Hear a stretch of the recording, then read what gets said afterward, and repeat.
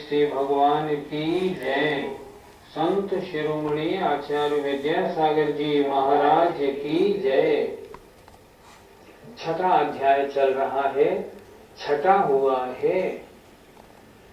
पहले जो कल की पाठशाला थी उसमें हमने क्या चर्चा की थी कि मन वचन और काय की क्रिया को योग कहते हैं और उस योग के कारण कर्म आते हैं, अर्थात योग ही आश्रव है। योग कितने प्रकार का बताया था? 2 प्रकार का, शुभ योग और अशुभ योग। शुभ योग से पुण्य का आश्रव होता है और पाप अशुभ योग से पाप का आश्रव होता है। पिछली पाठशाला में शुभ योग और अशुभ योग पर अच्छी चर्चा हुई थी। हमें उम्मीद है कि आप पाठशाला बड़े मन से देखते हैं, तो आपने कल सुनने के बाद अपने जीवन में कुछ बुरा छोड़ के, कुछ सांसारिक झगड़ों को छोड़ के परमार्थ के कार्यों में लगने का कुछ न कुछ अधिक संकल्प बनाया होगा। अब आज आगे चलते हैं। आश्रम कितने प्रकार का होता है तो आचार्य ने अगला सूत्र कहा है,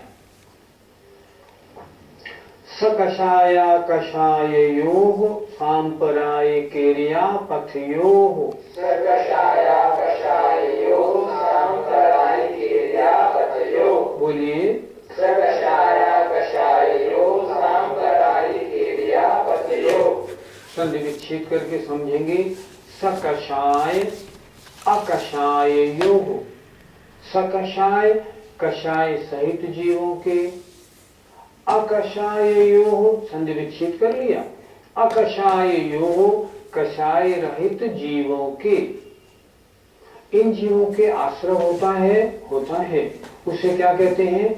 सांप्रदायिक और इर्यापथ योग, अर्थात सांप्रदायिक और इर्यापथ आश्रम कहलाता है। अर्थात कषाय सहित जीव है, सकषाय है, उसका आश्रम सांप्रदायिक, और जो कषाय रहित है, अकषायी जीव है, उसका आश्रम कहलाएगा इर्यापथ। आश्रम के 2 भेद हो गए, सांप्रदायिक आश्रम और इर्यापथ आश्रम। कषाय सहित जीवों के जो कर्म आते हैं वह सांप्रदायिक आश्रम कहलाता है।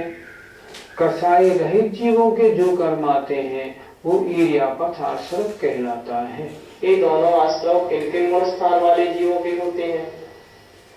आप यूं लगाए ना, कषाय सहित जीव कहाँ तक है और कषाय रहित जीव कौन कौन से, मालूम पड़ जाएगा कौन सा आश्रम किसके होता है।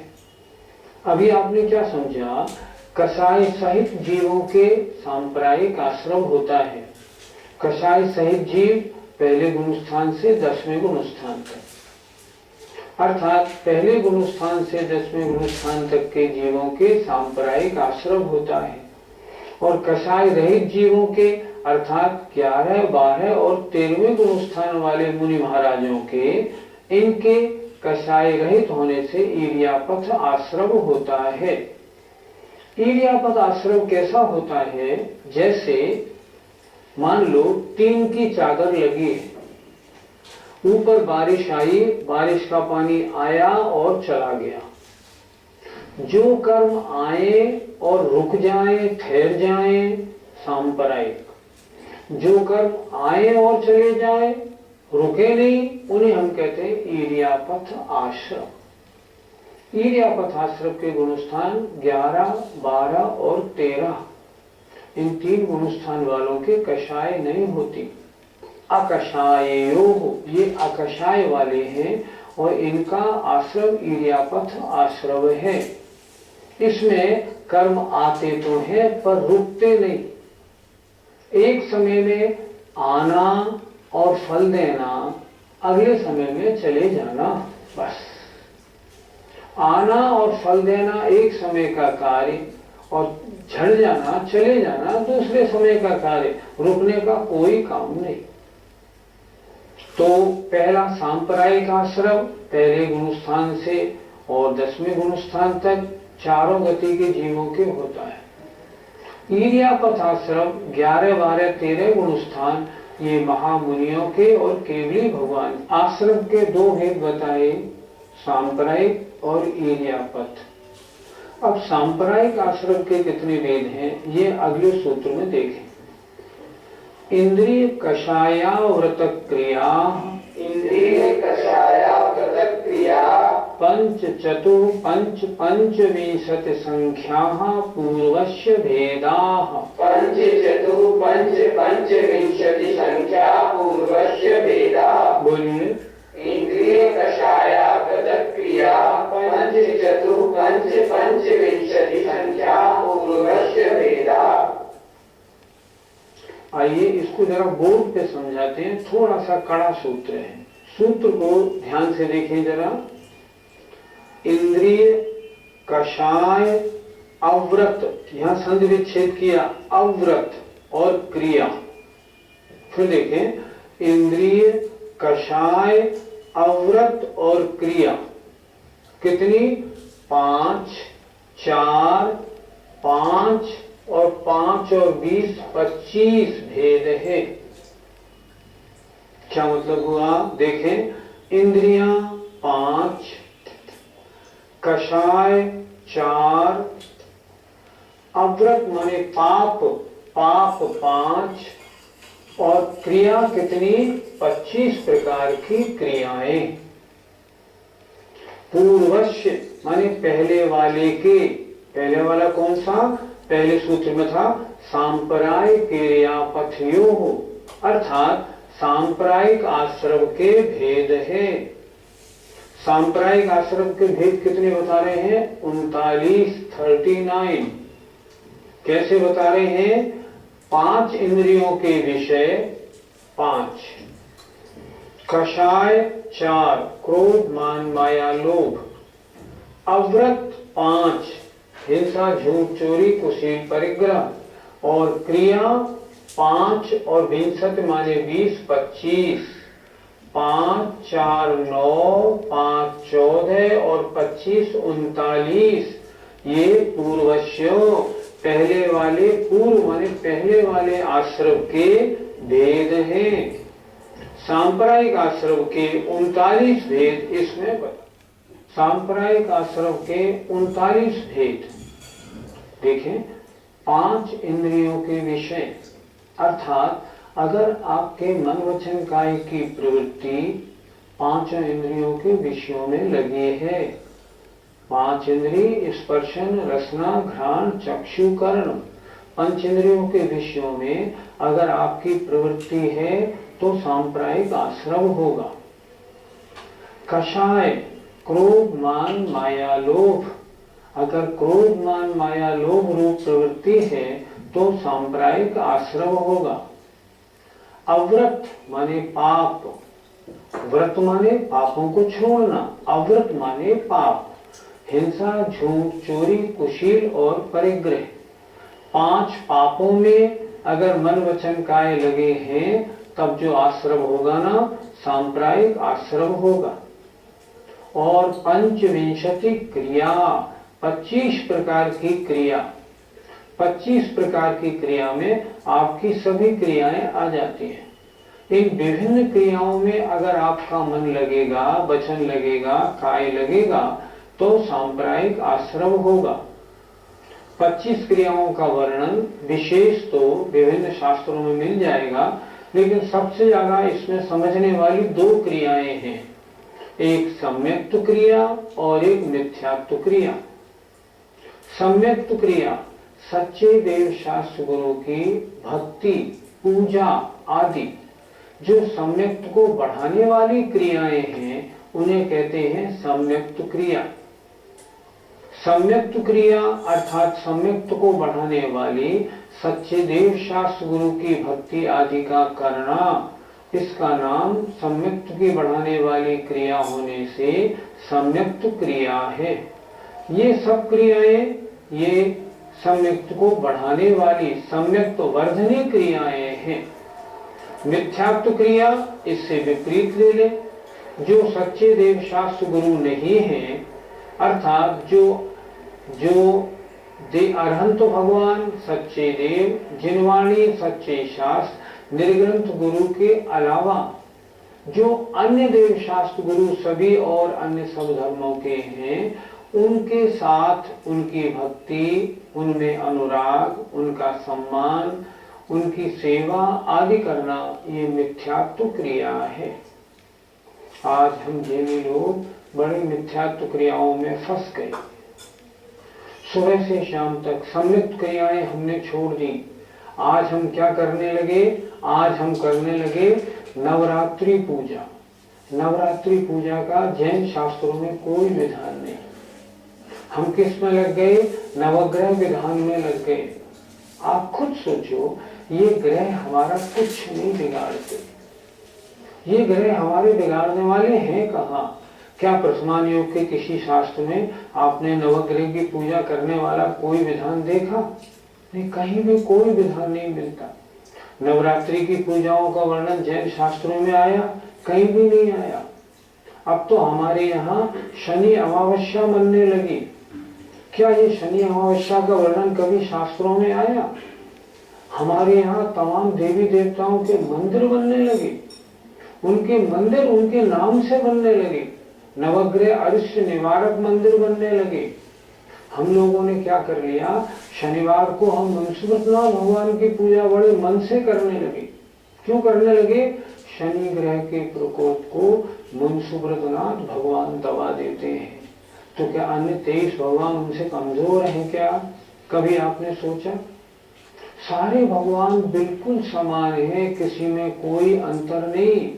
कहाँ हम लोग चक्करों में पड़ गए, कुछ समझ में नहीं आता। धर्म भूलते जा रहे हैं, धर्म भूलते जा रहे हैं। अज्ञान प्रवृत्ति, मिथ्यात्व प्रवृत्ति में उलझते चले जा रहे हैं।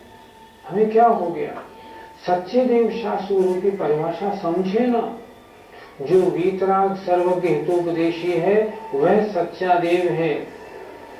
जो भगवत जिनेन्द्र की वाणी है वो जिनवाणी है।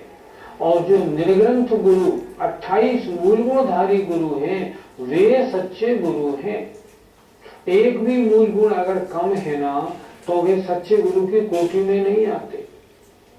हमारे द्वारा अगर हम सम्यक क्रिया करना चाहते हैं, पुण्य का आश्रम करना चाहते हैं, सच्चे देव शास्त्र गुरु को समझें, उनकी पूजा, भक्ति, आराधना, दान में मन लगाएं। सम्यक्त को बढ़ाने वाली क्रिया है। एक जगह कहा भी है, जिन्हें भक्ति ही सदास्तु में। क्यों? सम्यक्तमेव संसारो वारणम मोक्ष कारणम।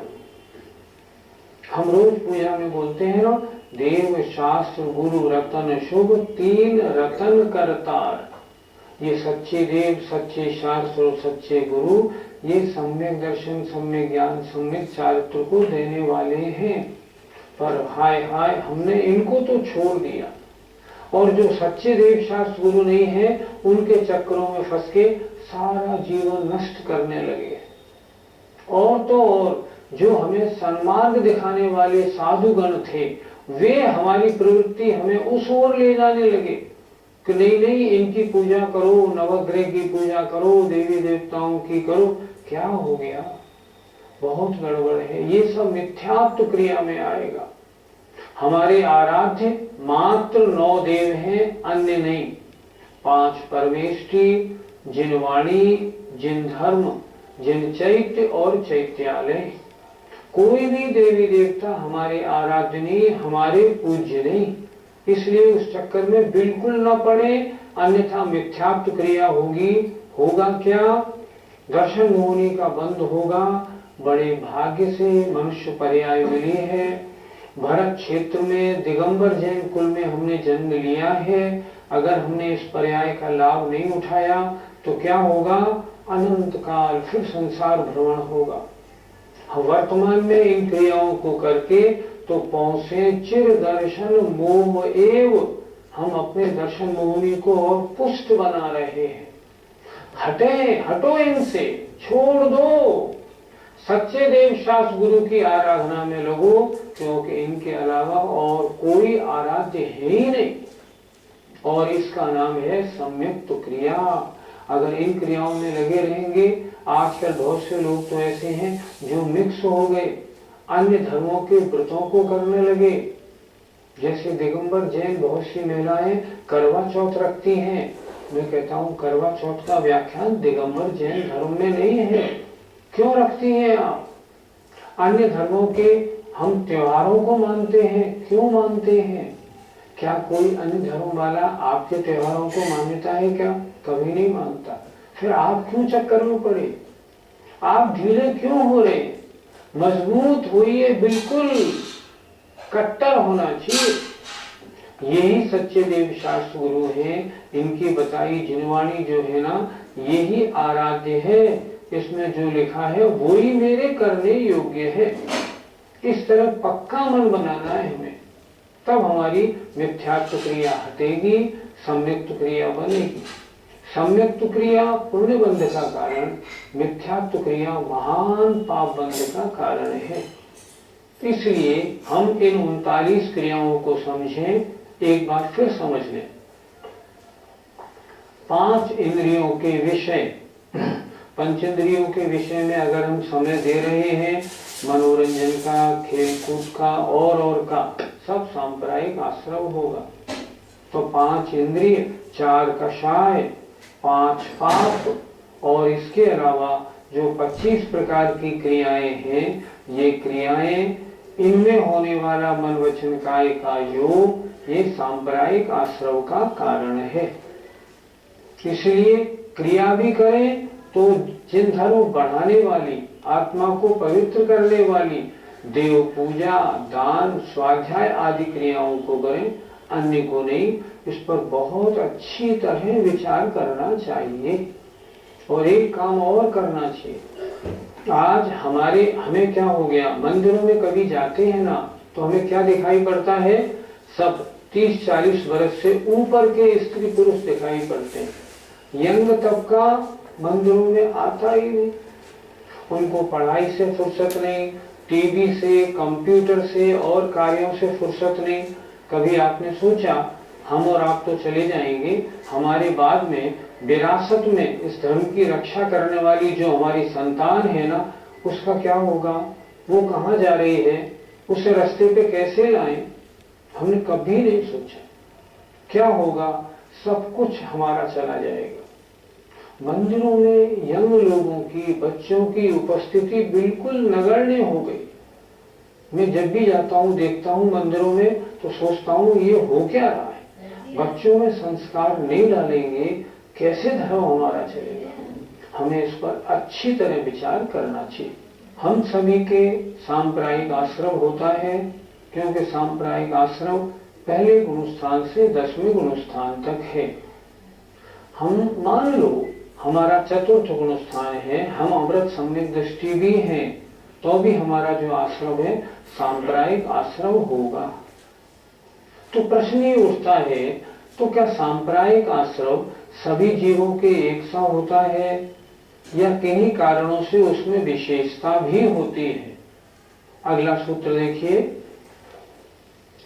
तीव्र मंद ज्ञाताज्ञात भावाधिकरण वीर्य विशेषेभ्य तद विशेषः।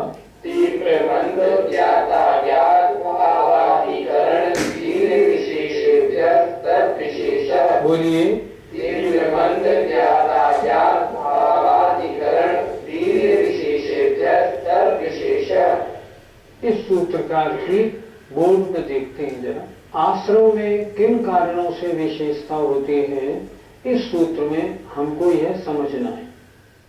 देखिए जरा, तीव्र, मंद, ज्ञात, अज्ञात और भाव, इसको हम कैसे लगाएंगे?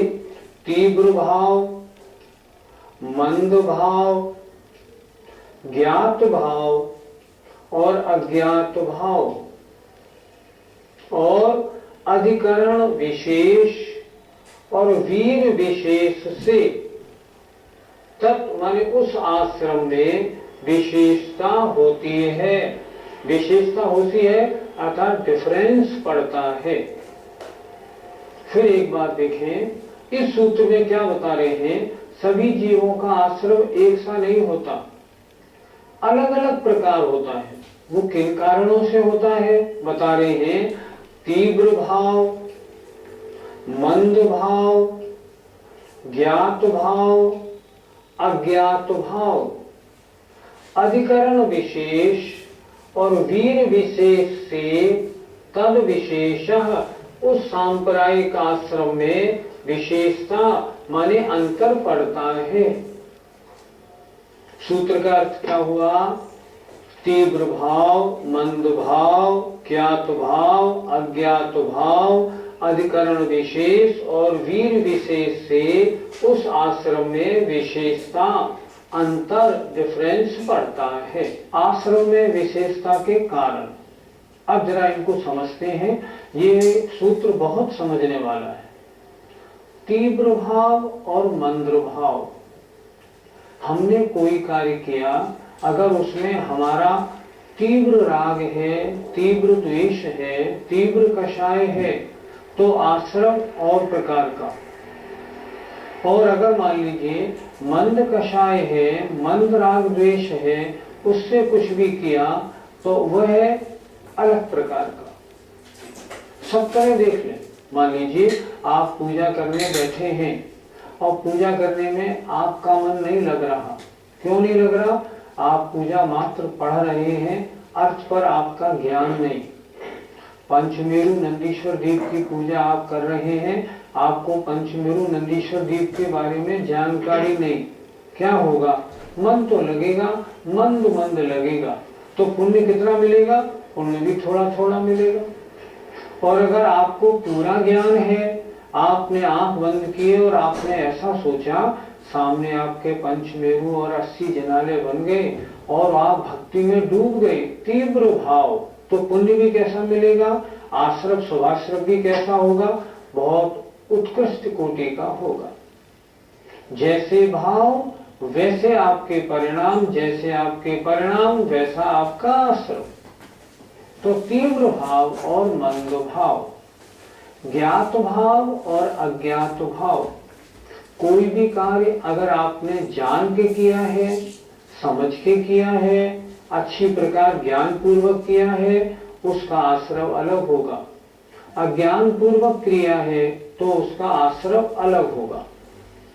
देखिए कितना फर्क पड़ता है। एक एग्जाम्पल देता हूं। एक सज्जन ने आइसक्रीम खाई, बाजार से खरीदी और वो आइसक्रीम खाने लगे।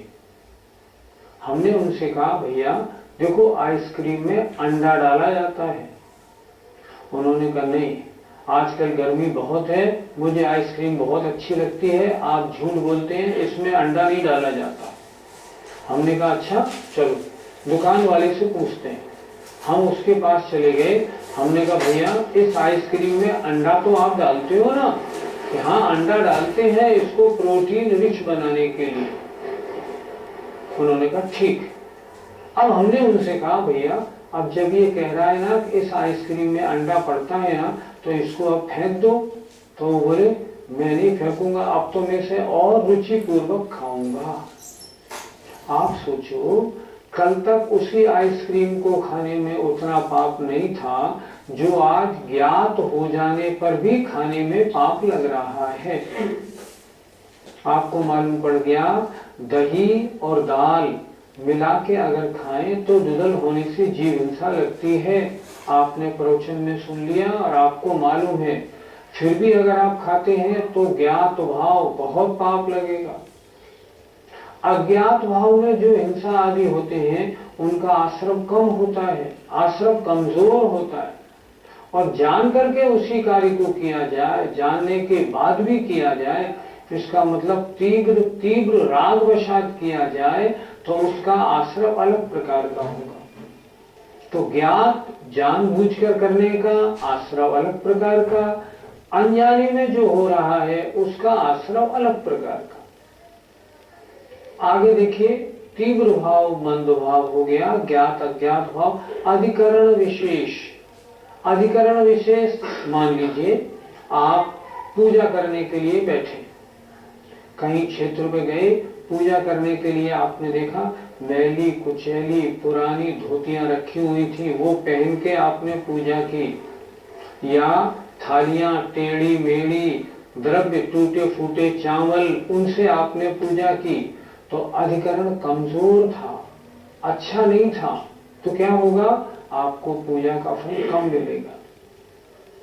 किसी जगह आप गए, आपको नए धोती दुपट्टे, शानदार सामग्री और चांदी के थाल में आप किसी ने आपके बर्तन लगा दिए और बड़े भक्ति भाव से आपने पूजा की, तो अधिकरण की विशेषता, अधिकरण माने आधार, आधार की विशेषता से आश्रम में अंतर होता है। पूजा तो कल भी आपने की थी, कल की पूजा में आपका मन नहीं लगा, तो अधिकरण कमजोर था। इसलिए आजकल प्रवचनों में क्या कहा जाता है, आप जैसे चावल खाते हैं वैसे ही भगवान को चढ़ाएं, आप जैसे बादाम खाते हैं वैसे ही भगवान को चढ़ाएं, सामग्री भी उत्कृष्ट जाति की होनी चाहिए, क्योंकि अधिकरण की विशेषता से भावों में विशेषता बनती है। एक बार का मौका था, एक जगह जाना पड़ा, तो वहां हमारे एक सज्जन आर.के. वाले, किशनगढ़ वाले सोने के बर्तनों में पूजा कर रहे थे। उन्होंने हमसे कहा, बेनाड़ा जी आप भी आ जाओ हमारे साथ पूजा करने में। हमने उनके साथ सोने के बर्तनों में पूजा की, इतना आनंद आया जो हम कह नहीं सकते। तो ये पुण्यबंध क्यों हुआ, ये हुआ अधिकरण विशेष की वजह से। और अधिकरण कमजोर हो तो पूजा में मन नहीं लगेगा, आपको पुण्यबंध कमजोर होगा। अंतिम दिया उन्होंने वीर्य विशेष। वीर्य कहते हैं शक्ति।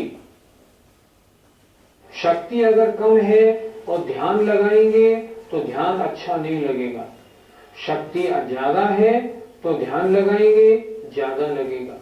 आप देखो वीर्य विशेष, जैसे वर्तमान में हम लोगों का असंप्राप्ता सपाटिका सेनन है, अगर बहुत पाप करेंगे तो कहां तक जाएंगे, तीसरे नरक तक, और वज्रशम नाराज सेनन हो तो कहां तक जाएंगे, सातवें नरक तक। और देखो पुण्य की बात, हमारा सेनन असंप्राप्ता सपाटिका, अच्छे से अच्छा ध्यान साधना करेंगे तो ऊपर कहां तक जाएंगे, आठवें तक, और अगर हो वज्रशम नाराज तो कहां तक जाएंगे, सर्वार्थ सिद्धि और मोक्ष तक। इसलिए वीर्य माने शक्ति की विशेषता से भी आश्रम में विशेषता होती है।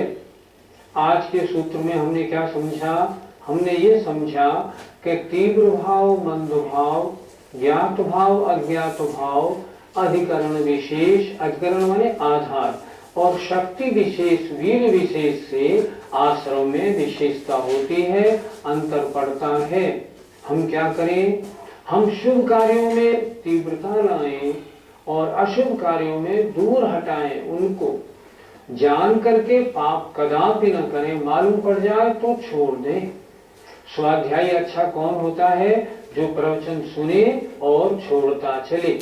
हमें उम्मीद है कि आश्रम की इन विशेषताओं को समझ के आप आश्रम की विशेषताओं के अनुसार अपने पाप को कम और पुण्य को बढ़ाएंगे।